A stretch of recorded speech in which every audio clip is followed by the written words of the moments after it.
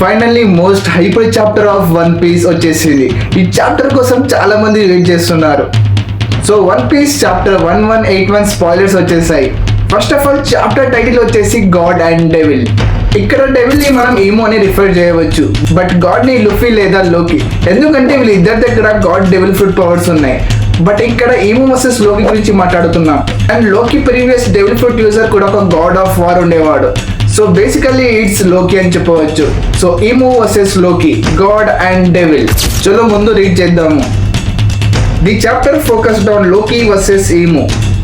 So god versus devil, Loki versus ఈమో.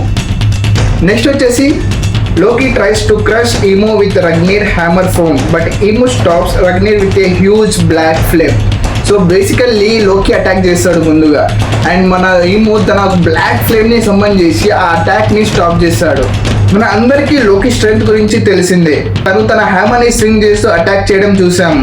అది attack చేసిన తర్వాత ఏమైతుందో కూడా మనకి తెలుసు. ఒకసారి కాదు, రెండు డిఫరెంట్ సినారియోస్ ని ఆల్రెడీ చూసాము. బట్ ఈ అటాక్ లిటరల్లీ ఏమో బ్లాక్ ఫ్లేమ్ తో స్టాప్ చేస్తాడు. సో ఏమో డామినెన్స్ నడుస్తుంది ఇక్కడ. అండ్ నెక్స్ట్ రీడ్ చేద్దాము. Emo increases the size of his body and now is almost the same size as Loki.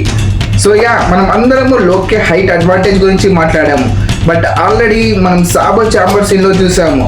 అక్కడ ఈమో తన సైజ్ని చాలా హ్యూజ్గా చేంజ్ చేస్తాడు. సో ఈమో ఆల్మోస్ట్గా లోకి అంత సైజ్గా మారిపోయాడు. And next Imu creates a giant sword named Nemesis similar to Mihawk sword and pierces Loki's chest. Emo uses the same sword attack as Mihawk.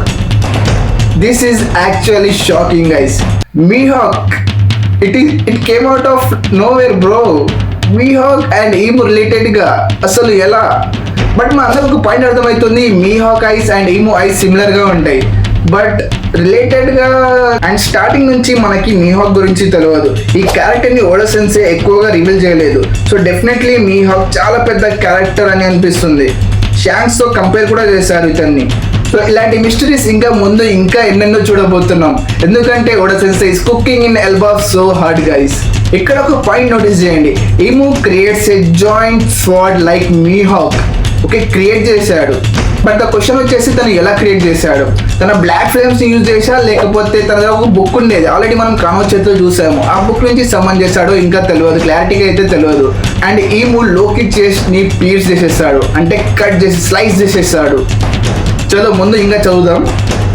Emo explains that humanity's desire for power leads to corruption. To easily obtain that power, humans make pacts, and when these three things come together, domination arises.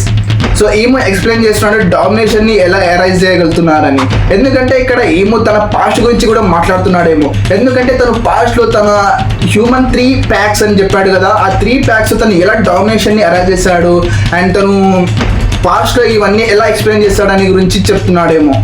And next Loki says he won't submit to anyone, but Imu replies true happiness only comes to under domination. So next Loki అంటాడు తను ఎవరి దగ్గర పని చేయను, నేను ఎవరికి submit కాను. And ఈమో అంటాడు true happiness comes under domination.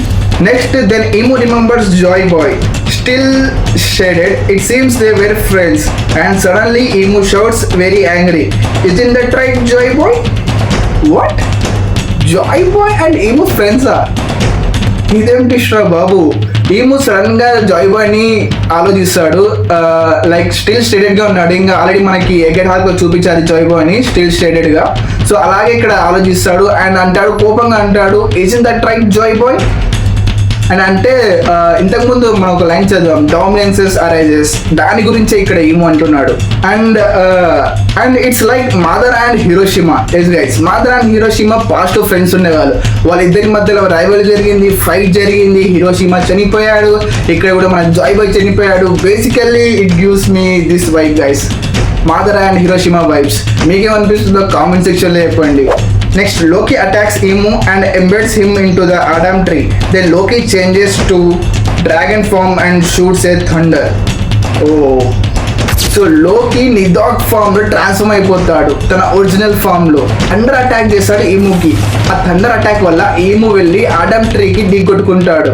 Next వచ్చేసి chapter ends with Imu smiling after surviving Loki's attack. Crazy guys. ఇక్కడ అంత పెద్ద అటాక్, డ్రాగన్ ఫామ్ లో ఉన్న థండర్ అటాక్ ని సర్వైవ్ చేసి స్మైల్ ఇస్తున్నాడు. సో గైస్ ఒకటి అబ్జర్వ్ చేశారా, ఫస్ట్ జోరో, తర్వాత సాంజీ, ఇప్పుడు లోకి. మన స్ట్రాయిడ్స్ ఆర్ డన్ గైస్. మన స్ట్రాయిడ్స్ పని అయిపోయింది.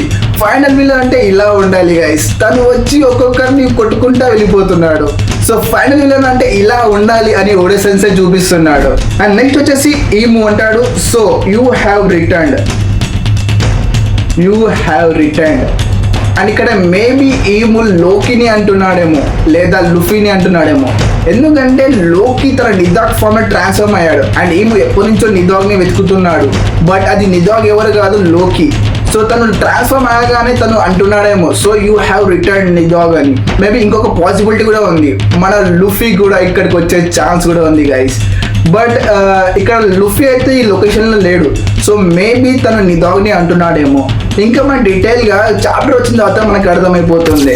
సో ఇక్కడితో మన వీడియో ఎండ్ అయిపోతుంది. ఈ వీడియో నచ్చినట్టయితే ఒక లైక్ చేయండి అండ్ ఈ మూవీ హాక్ రిలేటెడ్గా ఉన్నారో లేదో కామెంట్ సెక్షన్లో చెప్పండి.